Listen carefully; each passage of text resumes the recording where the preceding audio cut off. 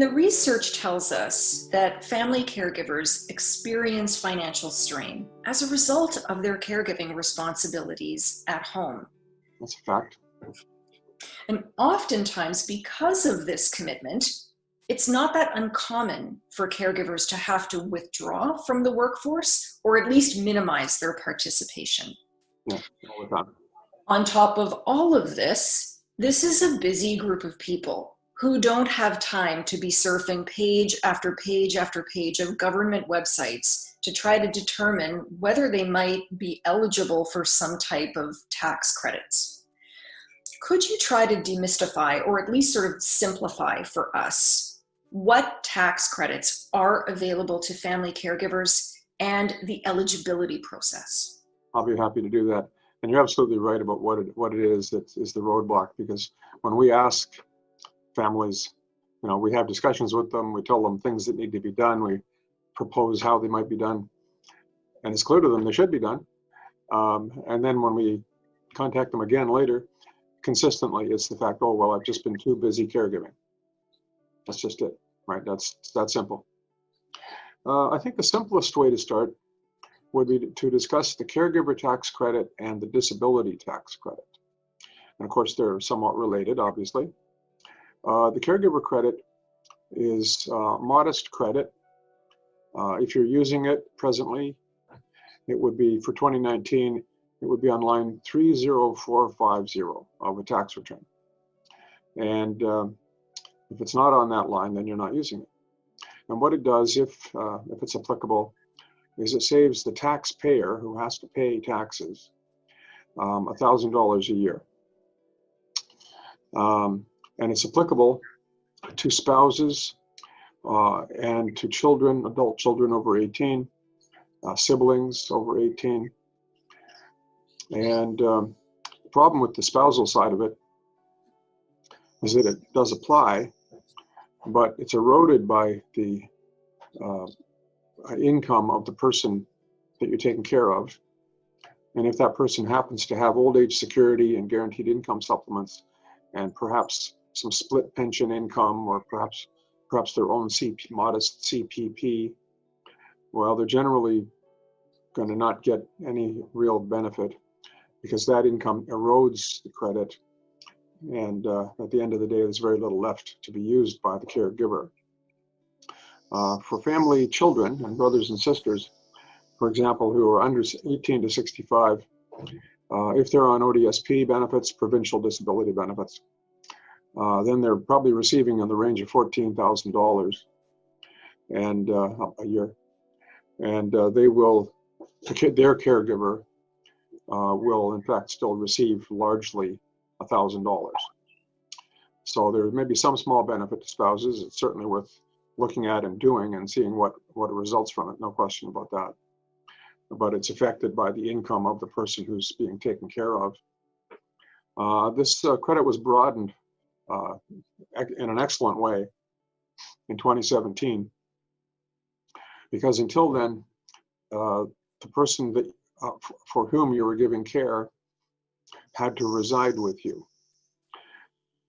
which happens, but it wasn't you residing with them. In the case of your mother, like the daughter couldn't, keep or give up her own apartment and then go into the accessible home that her mom lived in, because that wasn't mom residing with her. But that said, in 2017, the reside with criteria was removed. And what this means, for example, is that just speaking about ODSP recipients, there's 370,000 in the province. 48,000 live with family, so about 13%. So the rest of them don't live with family, they live someplace else.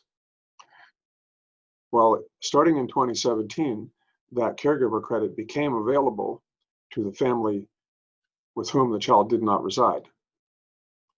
So this is significant. And if you take these numbers, what this means is that instead of 48,000 potentially being able to use the caregiver credit at $1,000 a year, you've got 370,000 at $1,000 a year. So now you're talking big dollars. It would apply even, for example, if the the wife or the daughter was in a supporting facility or nursing home or group home.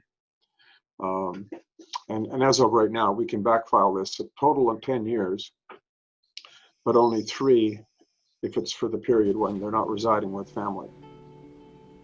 Ken also provided insight into another available tax credit. The disability tax credit, which in the case of my client families who have children with disabilities, adult children perhaps, their siblings, when the parents have passed on, if that child, that brother or sister, is markedly restricted, if they can't set and keep goals, if they need constant supervision, or if they have various physical disabilities, mobility, feeding, toileting, hearing, seeing, all those things. But they would then qualify for the disability tax credit, but they don't pay taxes. So the credit would be transferred to a supporting family member, typically the parents, who helps with some extent of food, shelter, clothing. Not entirely, and not all, but to some extent, 1, 2, 3 of those. So there's the transferability issue as well.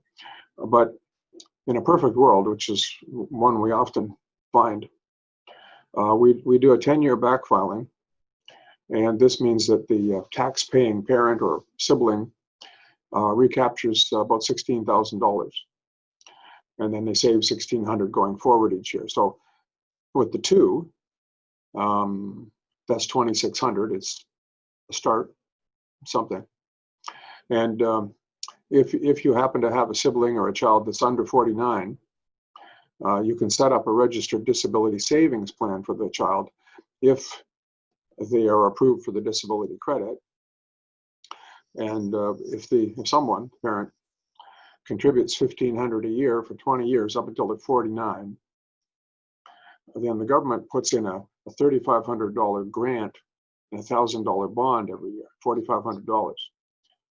So you put in $1,500 times 20 years, and you get $4,500 times 20 years, and you invest it. And then at age 60, it's available for the, I say child, but the 60-year-old person with disabilities to then finally help support them, basically. You have to wait 10 years after the last contribution before the grants and bonds have vested. But still, it can be several $100,000, no question about that. If you enjoyed this video, please like and subscribe to our channel. And don't forget to take our quick survey to give us your feedback. Find the link in the video description below.